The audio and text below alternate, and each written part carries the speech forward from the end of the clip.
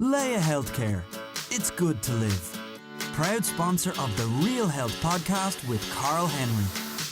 Hello and welcome to Real Health with me, Carl Henry, in association with Leia Healthcare. Folks, on this week's show, I have to take a deep breath because I'm very excited. I am talking to Derrick Evans, aka Mr Motivator, who many of you will know and remember from his lycra clad workouts in the 1990s. Mr Motivator has overcome many adversities in life. He sold millions of workout DVDs, run an ecotourism resort in Jamaica, and has now turned his attention to the forgotten groups with the launch of his Mr Motivator Club here in Ireland. Mr Motivator Derrick Evans, welcome to Real Health. How's it going? Thank you, Mr. Carl. I mean, the way you introduced me there, I feel so important. The one thing you missed out is the MBE. How could you forget that?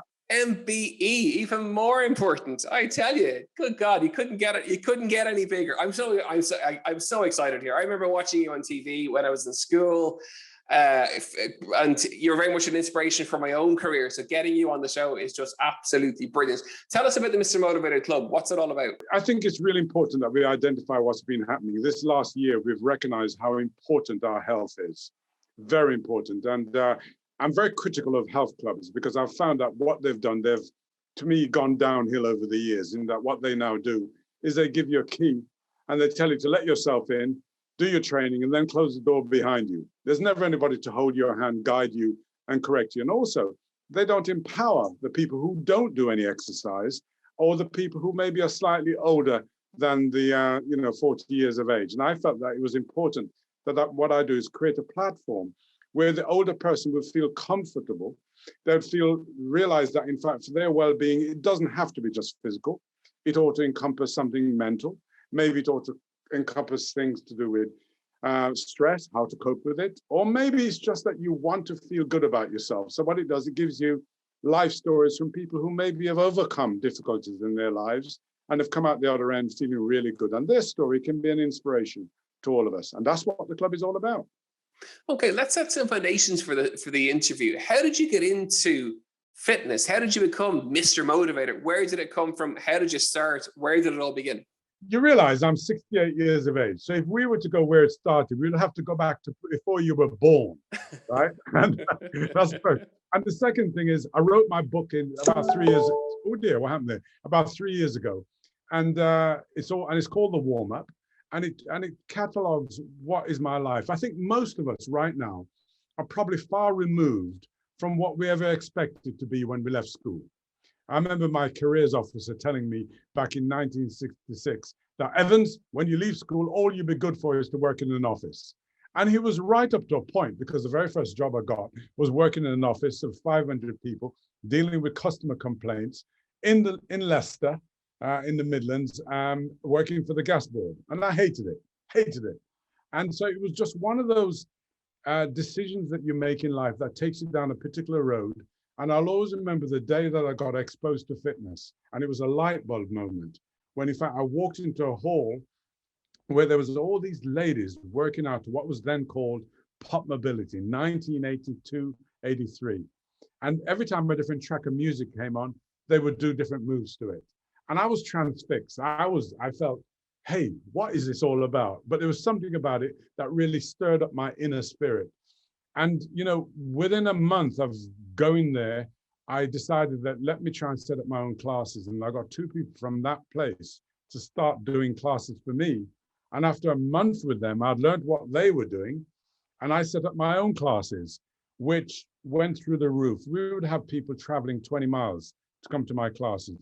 On one evening a week, we would have 125 people crammed into a school hall, working out on benches and climbing frames and doing all kinds of stuff. And it was just wild. It was just mad. And of course, the word spread. And when the word spread, people started taking notice. Okay, and you genuinely love what you do. You can, even chatting to you, you can hear it in your voice. Oh man, I have enough work today in my life. This is the best job in the world, because when you do something which actually is a benefit to you and it benefits other people, that is a great platform to be on, right? I mean, I can't remember who said it. I think it was Pygmalion who said, happy is the man who can earn his living from his hobby. I mean, my fitness is my hobby, but just to be on this kind of road trip where all I'm doing is just spreading good cheer and saying to people, listen, the best shower in the world is after you've exercised. the moment that you take up exercise, that's the moment that any condition you have, you slow down the rate it's going to deteriorate. If you had to go in for an operation, the mere fact that you're fitter, you'll be able to recover so much better. But also more than that, I believe that the greatest gift that you can give yourself, your family, and all your colleagues is an independent, healthier you. How did you go from classes then to, global TV superstar clad in lycra jumping around our TV screens? Was that how does one make that jump, if you'll pardon the pun? That is a long story again. But I say that, listen, it's important that we all seize the opportunities that come to us. Very often the opportunities come and we miss it. We are distracted. We are somewhere else mentally. And I know that, my classes got really popular, and Gloria Hunniford used to have a Sunday show on, and she invited me to come on. And I went on that show and drilled. I had about 12 guys with me, and we did a mass workout. It was real fun. And at the end of it, she said, would you like to come and train me? And I said, yes, not realizing she lived an hour and 15 minutes away from my home. So 3 times a week, I used to travel to her home in Kent, training her. But I felt like I was on an escalator. And I felt like there's no way I should ever get off. Just keep riding that escalator, because eventually it's going to take me to where I want to be. And I didn't know where I wanted to be. I didn't know where this was going to lead, because every other person who had been on television doing fitness, they were nowhere to be seen. But there's one person we always remember, and that is the Green Goddess. And why do we remember her? Because she was dressed in green. So I thought, Gloria Hunniford used to say to me, look, you deserve to be on television. You're good. Before I knew it, I got invited to do another television show. And this time I'm on an airplane going up to Manchester, of all places. And on the airplane was Eamon Holmes. And Eamon Holmes, I sat by Eamon Holmes, and behind us was Green Goddess and Mad Lizzie, 2 people who used to do fitness in the 80s on television. So Eamon said to me, I heard all about you through Gloria, because they're both from Ireland. Would you like to come and train me? And I said, yeah. So he kept calling after the show finished. He kept calling my home, and I was busy. I couldn't fit him in. And one day he actually managed to get hold of me. And he said, this was before the days of cell phones and stuff like that. And he said, come and train me, Motivate. Come and train. No, it wasn't Motivate. He said, come and train me, Derrick. And so I set it up and went down to the studios and started training him. Before I knew it, everybody from the station was coming out to train with me. There was Lorraine Kelly, the weather girl called Sally Mean, another guy called Simon Biaggi. And I was training all the presenters and stuff. And one day I'm sitting in reception, and I'll always remember this, and I don't know what happened, but I saw a guy walk in, and he had an extended belly. And I got up and I walked over to him and prodded him in the belly. And he said, what are you doing? Leave me alone, and stormed off. I found out he was the program controller of GMTV. Now, I'd spent 10 years trying to get onto TVM, and they wouldn't let me in. They kept saying a black man doing fitness would never work. Anyhow, I still believe that the price of success is perseverance. I must keep going. So I found out where his offices were, and the next day I wheeled my bike in and pushed it in his office and ran off. The next day I went back, I knocked on his door. He let me in. He said, why are you hounding me? Why don't you leave me alone? I said, you need to exercise, because I found out you're the controller of GMTV and lots of people depend on you. He said, I don't have time. I said, you won't have time if you don't make time. And so he said, started training. The next week, started training. 3 weeks later, he said to me, you need to be on television. But he said, the advertisers, I don't really want to advertise around a black man doing fitness on television. It has to be a blonde lady with 2 kids and stuff like that. So he said, but things have a way of changing. And this is a long story. I hope you're with me so far. And one day, right, I'm sitting down in reception, and Eamon was late coming down. So I walked up into the offices, and I heard this lady on the phone talking to the Key Fit Association. And I said to her, please put the phone down, please. She says, why? I said, listen, if you're looking for someone for fitness, I'm your man. She said, no, I know about you. You're the guy that trained the presenter. I said, yes. She says, look, the advertisers don't want to do it, but things have a way of changing. A week later, she called me up, and she said, listen, the girl who's doing fitness on television is going on holiday, and the advertisers have said, listen, for that week, they won't advertise. They'll let you go on and you do your thing. And that was it. I went on, and the rest, as I say, is history. Where did the name come from, and the lycra concept? Presume the lycra, it couldn't be any brighter, so that had to be a branding ploy as much as anything. Yeah, because I spent some time, during the days when I was really struggling to feed my family and stuff like that. I spent some time working for a company Rank Hovis McDougall, and I worked in the marketing department. And I learned a lot from being up there. I hadn't qualified for working up there, but I was doing some production work and I listened. And marketing is real critical no matter what you do. And Henry Ford once said that the guy who doesn't advertise himself, or the company that don't advertise, is a bit like the man who turns off his lights so that he can save money. You've always got to promote yourself and advertise. So what did I know? I know that I remember the Green Goddess because she was dressed in green.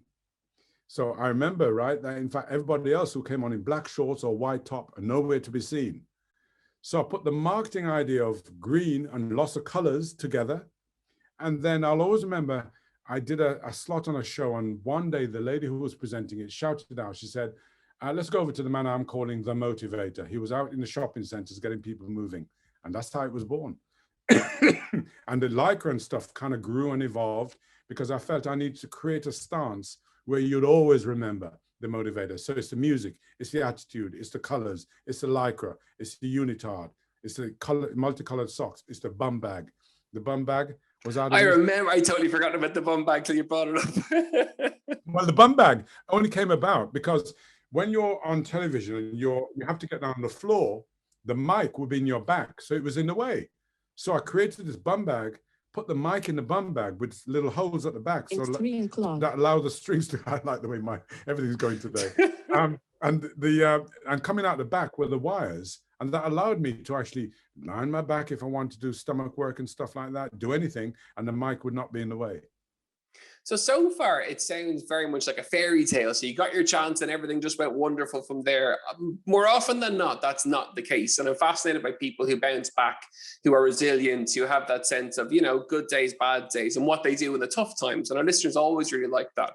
Chat us through, I suppose, your own career then. Once you got on TV, was it all plain sailing? What did you do in the tough days when you had bad days or bad times? The most difficult part was actually getting on television. For 10 years, I tried, and I kept being put off. But I honestly believe that the price of success is perseverance.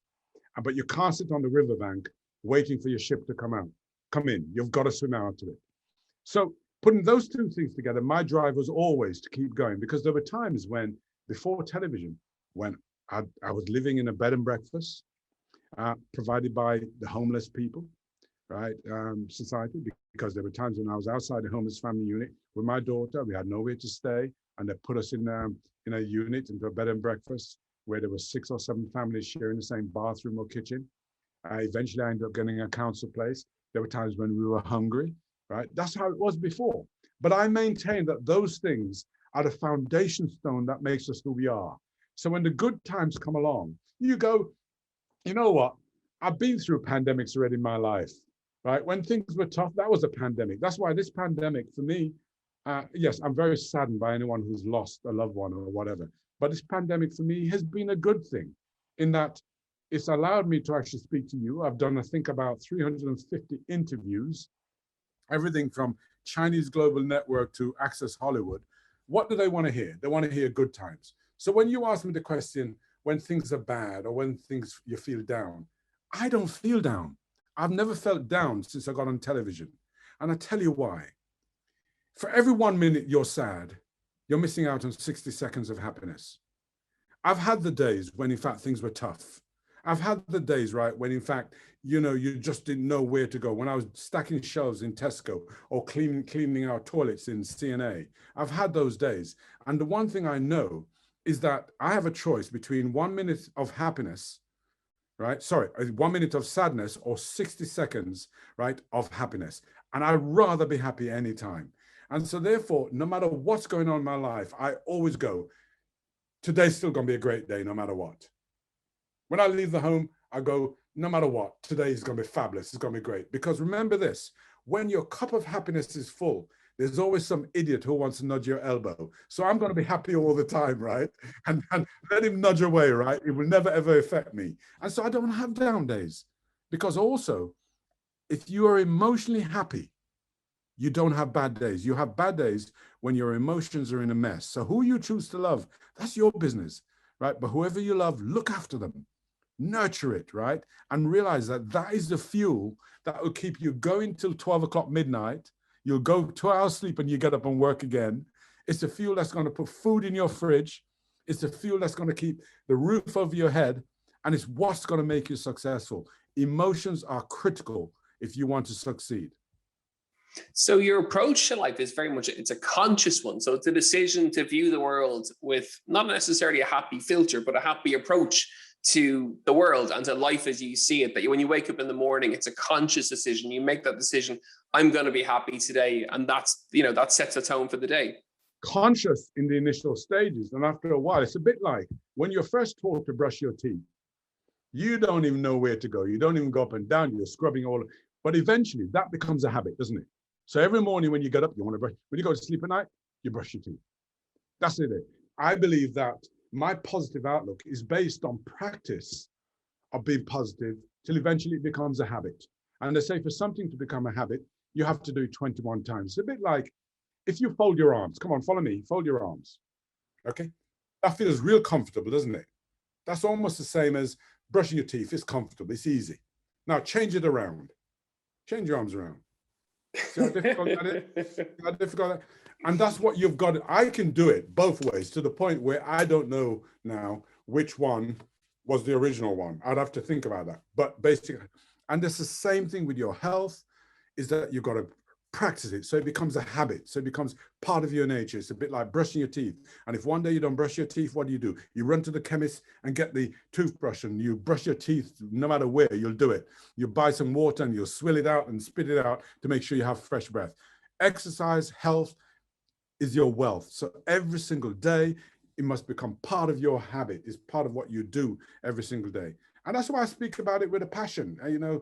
I meet these upstarts who come into the fitness field and all of a sudden they're talking about, we have the formula. Let me tell you, until you've lived it, until you've breathed it, until you've seen people who have gone from the point where they can't do anything and now they are doing something. I do classes where you get someone who has Parkinson in the same class as people with Down syndrome. Tonight, there'll be at least 30 people in a class of 200 tonight, and 30 of them will be Down syndrome. Right? And it's great because exercise and wellness and fitness should be all inclusive. We should not exclude anybody. All you have to do is teach better, modify what you're doing to make sure you cater for every single person who's in your class. And that's what I do. What's your take on the industry now? And when you see people up and coming all the time, I'm fascinated by people who've had, great careers and interesting careers. And now looking at the industry, what do you see? Well, what I see is that the industry has failed abysmally. We create new things. We go, here's P90X, here is our hit. We put all these fancy names to it. If you wipe that away, what have you got? Interval training that we used to do from school days, right? You got circuit training that we used to. That's all we've done is renamed it. We haven't put together things that embrace new people and make new people want to get involved. All we've done is given the regular exerciser more choices. That's all we have done. So how do we empower people? What you've got to do is you've got to make it digestible. What you've got to do is you've got to reward them real quickly. Don't tell them they've got to do 30 minutes of exercise or 45 minutes. You're frightening them off straight away. If you've never exercised, or you're in the deconditioned market, or you're an older person who have never exercised, don't tell them to do 30 minutes of exercise. They're not going to do it. If I tell you to do 6 minutes with some fun music and some attitude, before you know it, the 6 minutes is gone. And you're going, oh, you know what, I'm going to put that on again. All of a sudden, because what it is, you get this sense of achievement from doing 6 minutes, makes you think, oh my goodness, I could do another 6. That's what I'm all about. My aim over the next 5 years is to empower as many people as I can to start recognizing that, number one, the best shower in the world is after you've exercised. There's nothing better. Right? You feel clean, you feel good. You can make all of life's decision in the shower. So therefore, right, exercise, have that wonderful shower, make life decision. And also you're the best singer in the shower as well. Right? Okay. That's the first thing. The second thing is I want people to understand that if exercise is not fun, don't do it. Don't do it. If after you've done your exercise, you go, flip me, I'm suffering. I feel like I ripped the flipping muscles off my body. I can't walk, I can't get up the stairs, then it's not for you. The only muscle that should ache after exercise is your laughter muscle. And if it's not aching, right, something's wrong with the instructor, something wrong with the teacher, because life is so funny, right? That at the end of the day, if you make people laugh in your class, you will disguise exercise in such a way that people don't realize they're really swallowing it. They're having so much fun, they want to be back the next night to do more. That's what I'm doing with my club. So you like to change things up every now and again, and the club, I suppose, is another change. In 2000, you decided to change it up and head back to Jamaica. What was the reason for that? What was the plan behind that? The main reason for that is, I found that every time I went to Jamaica, my daughter, who was having breathing problems, she wouldn't have any problems. And so I decided, well, look, my family's more important to me than anything else. So we moved to Jamaica, relocated, set up an eco-tourism business out there. And for a while, that's where I stayed. And then all of a sudden, the UK kept calling me back. I was having to travel in twice a month, every month from Jamaica. I was running up 150,000 air miles on American, coming to the UK because demand for my kind of fitness, my kind of attitude towards wellness was just increasing and exploding. And that's how it's been. And so last March, my daughter, basically her improvement in her breathing happened. She was a lot older. And then she came up here to do her studies. So Palmer and I, that's my wife, thought, you know what? Why don't I'm traveling in so much. Why don't we move back to the UK? Last March, on the 8th of March, we arrived in the UK. The lockdown happened not long after that. And guess what happened after that? My career just went through the roof in terms of name the company. I mean, they've all been in touch. Only today, I've just done I did an early morning for Google, which went out to Singapore, India, Australia. Then did 11 o'clock, which went out to Europe. Then I'm going to be doing a 6 o'clock, which goes out to America. And what do I give them? 12 minutes of movement to music and 12-minute motivational, uplifting talk that just makes them understand that, listen, we're going to come out of this lockdown better for it. Those trees out there that have lost their leaves, in the spring, they're going to flower again. That's us. We're going to come through this better for it. And so what I do is remind people of how rich we are. And our richness is nothing to do with money. It's all the things that money can't buy. And so those messages just need to be rammed home to people, make them understand that, we are blessed. And every day you must look in that mirror and be proud of what you see. At 67, what's your own fitness regime like? 68, what's your own fitness regime like? Every day. Number one, I do 3 classes a week free. So anybody can join it. So in fact, your listeners can actually join it. All they have to do is they've got to drop an email to abigail@mrmotivator.com. And what happens is we give them the link. Now, all they have to do from that is the classes happen on a Monday, Wednesday at 6:30. They make a donation to my charity. And from my charity, we then donate that money to homeless charities. So we've been supporting Centerpoint, Mustard Seed, and Soundbites. And these are all charities that deal with homeless people. And that's my aim from these classes. So that's me kind of doing something I enjoy by teaching classes. So every day I have that 3 times a week, but all the days in between, we do weight training, but I've got companies I'm working for where I'm doing all these 12-minuters. And some days there are 2 or 3 companies I'm doing that for. My wife is always training with me. I don't like running because you never see a happy jogger.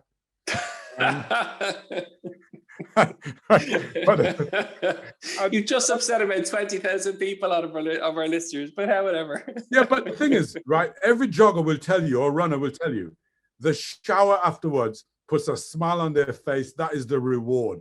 And yes, you might be internally happy while you're running, but facially you don't show it. Whereas when I'm exercising, you see it on my face all the time. That's what I mean by a happy jogger. He's happy on the inside, but on the outside, he doesn't really show it. And are you still doing your 68 press-ups a day, 1 for each year of your life? Have to do it, because as far as the only problem I'm going to have is that I tell you what happens now. You get these aches and pains, which you always think is fatal. When in your 30s, you got aches and pains from press-ups, but you didn't go, oh, that must have been the press-ups. You wouldn't think of anything else. In your 40s, you go, I wonder what's happening. Am I okay? In your 50s, I think I better go to the doctor and get it checked. When you're my age, right? Every time it happens, right, you go you look at your Fitbit, you go and you double check, right, to make sure that, it's only 65 beats a minute. Oh, I'm all right. That's what happens, right? You get aches and pains in places that you didn't expect to get them in. But at the end of the day, I'm having the time of my life, and I'm enjoying talking to people like yourself, Carl, because to me, any platform that seeks to endorse being active, looking after yourself is something that, I have to applaud, because we all need to collectively be out there pushing that message out to everybody that, listen, if you want to get the benefits of a healthy lifestyle, start it now. It's never too late. And a great message to finish the interview on. Start it now. It is never too late. That's for sure. Remind us again of the name of your new website. All you have to do is look up Mr Motivator's Club, and that's it, mrmotivatorsclub.com. We're now number 2 on Google, so there you go. Everybody is checking it in. Mr. Motivator, Derrick Evans, it's been an absolute pleasure. You've been on my bucket list for a very, very long time, having watched you when I was younger and, as I said, inspiring my own career here in Ireland. So thank you so much for joining us on today's show, and the very best of luck with the website. Folks, I really hope you enjoyed the latest episode of Real Health with me, Carl Henry, in association with Laya Healthcare. An amazing guest today to empower your day and empower your week. As ever, you know where we are, Real Health at Independent.ie, at Carl Henry PT on Twitter and on Instagram. And we'll see you next week for more Real Health. Laya Healthcare. It's good to live. Proud sponsor of the Real Health podcast with Carl Henry.